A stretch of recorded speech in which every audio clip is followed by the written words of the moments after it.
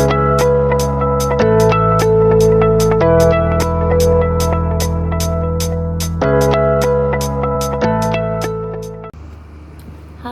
nama saya Dominika Jessica Anugrah Manalu. Kalian bisa panggil saya Jessica Anugrah. Jadi di sini saya akan menjelaskan tugas akhir dari Ibu Legi dengan mata kuliah telaah kurikulum dengan materi kurikulum Merdeka, ATP, TP, CP, dan elemen. Nah, seperti yang teman-teman ketahui bahwa kita ini sedang berada di dalam kurikulum Merdeka. Kurikulum Merdeka itu kurikulum yang memberikan fleksibilitas dalam pembelajaran serta memberikan kebebasan kepada guru dalam memilih metode pembelajaran. Nah, yang kedua itu adalah elemen. Elemen itu adalah komponen yang menjadi landasan utama pelaksanaan pembelajaran. Tujuannya itu untuk mencapai pembelajaran yang membentuk profil pelajar Pancasila. Yang ketiga itu ada capaian pembelajaran. Nah, capaian pembelajaran ini artinya itu adalah serangkaian yang harus dicapai dalam peserta didik pada akhir fase pembelajaran dalam kurikulum Merdeka. Lalu ada ATP. ATP itu artinya alur tujuan pembelajaran. Alur tujuan pembelajaran. Nah, awalnya aja alur, berarti yaitu rancangan pembelajaran yang menjelaskan tujuan pembelajaran secara terstruktur sesuai dengan tingkat perkembangan siswa. Dan yang terakhir itu adalah TP. TP itu adalah tujuan pembelajaran, yang dimana di dalam TP itu menjelaskan kompetensi yang dikuasai oleh peserta didik untuk mengikuti proses pembelajaran tertentu. TP ini dirancang untuk mencerminkan capaian pembelajaran yang terstruktur dalam kegiatan pembelajaran. Seperti yang ada di samping berikut ini, teman-teman bisa lihat secara lebih jelasnya. Nah, sekarang kita akan masuk ke menganalisa KI, KD, dan silabus dalam kurikulum 2013 dan kurikulum Merdeka. Teman-teman, di sini saya akan menjelaskan apa itu KD, apa itu KI, apa itu silabus. Nah, KI itu artinya kompetensi inti. KD kompetensi dasar, silabus artinya rencana pembelajaran. Dan kita akan menganalisis KI dalam kurikulum 2013. Pada kurikulum 2013, kompetensi inti itu adalah pijakan pertama pencapaian yang dituju semua mata pelajaran pada tingkat kompetensi tertentu. Penjabaran kompetensi inti itu untuk tiap mata pelajaran yang tersaji dalam kompetensi dasar. Nah, kalau analisis KD dalam kurikulum 2013, kompetensi inti dirancang dalam 4 kelompok, yaitu sifat keagamaan, KI1, sikap sosial KI2, pengetahuan KI3, dan penerapan pengetahuan KI4. Seperti gambar yang ada di samping ini, teman-teman bisa lihat lebih jelasnya lagi. Analisis kompetensi dasar dalam kurikulum 2013. Kompetensi dasar merupakan kompetensi setiap mata pelajaran untuk setiap kelas yang diturunkan dari kompetensi inti. Jadi kompetensi dasar ini itu adalah kompetensi yang terdiri dari sikap, pengetahuan, dan keterampilan. Seperti yang saya jelaskan tadi, ada 4: keagamaan, sikap sosial, pengetahuan, dan penerapan pengetahuan. Lalu analisis silabus dalam kurikulum Merdeka dan K13. Silabus itu tadi adalah rencana pembelajaran.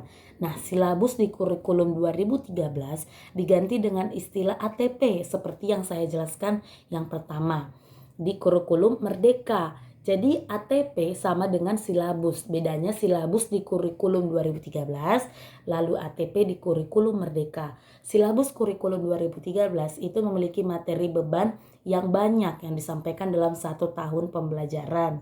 Pada pembelajaran Bahasa Indonesia, kurikulum Merdeka dan kurikulum 2013 memiliki perbedaan.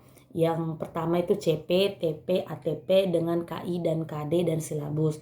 Nah, jika pada kurikulum 2013 itu pembagiannya menggunakan sistem kelas, maka pada kurikulum Merdeka itu menggunakan fase tingkat A sampai F. Next kita akan lanjut ke materi selanjutnya. Kita akan masuk ke perbandingan KTSP dan K13. Tadi kan kita sudah membahas kurikulum merdeka. Sekarang kita akan membahas perbandingan antara KTSP dan K13. KTSP itu adalah kurikulum tingkat satuan pendidikan dan K13 itu adalah kurikulum 2013. Kurikulum 2013 ini kurikulum yang berbasis kompetensi yang dirancang untuk mengantisipasi kebutuhan kompetensi abad 21.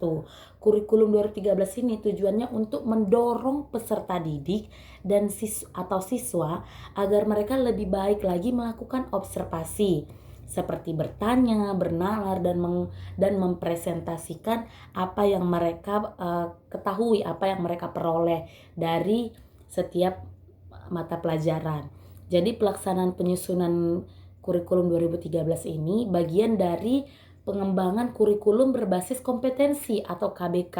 Nah, ingat ya teman-teman, kalau kurikulum 2013 itu adalah bagian dari kelanjutan pengembangan KBK yang dirintis pada tahun 2004. Lalu kita akan menganalisa kurikulum 13 dan KTSP. Kurikulum tingkat satuan pendidikan atau disingkat KTSP itu adalah upaya untuk menyempurnakan kurikulum agar lebih familiar dengan guru karena banyak yang dilibatkan untuk memiliki tanggung jawab yang memadai. Sedangkan kurikulum 13 tadi itu itu adalah kurikulum yang mendorong peserta didik agar lebih baik melakukan observasi, bertanya, bernalar, mempresentasikan materi yang mereka peroleh. Nah, penilaian terhadap KTSP dan K13. Jadi KTSP ini teman-teman, penilaiannya itu penilaian yang langsung bermakna. Artinya itu memang dinilai itu memang lagi sesungguhnya terjadi. Kita bedakan ya perbandingannya. Kalau KTSP itu lebih ke penilaian kehidupan sehari-hari. Kalau kurikulum 2013 itu kompetensi sikap, keterampilan, dan pengetahuan berdasarkan proses dan hasil. Lalu kita akan next ke Merdeka Belajar. Nah, Merdeka Belajar ini adalah program kebijakan baru Kementerian Kemendikbud yang dirancang oleh Nadiem Makarim. Ya, ada 4 pokok kebijakan Kemendikbud. Pertama UN. UN itu diganti dengan asesmen kompetensi minimum dan survei karakter. Yang kedua USBN akan diserahkan ke sekolah. USBN itu ujian sekolah berstandar nasional. Yang ketiga itu penyederhanaan rencana pelaksanaan pembelajaran atau RPP. Yang keempat itu penerimaan peserta didik baru. Sistem zonasi diperluas. Nah, jadi ada 4 yang sudah saya jelaskan. Yang pertama kurikulum merdeka, CP, elemen, ATP, lalu perbandingan KTSP dengan K13.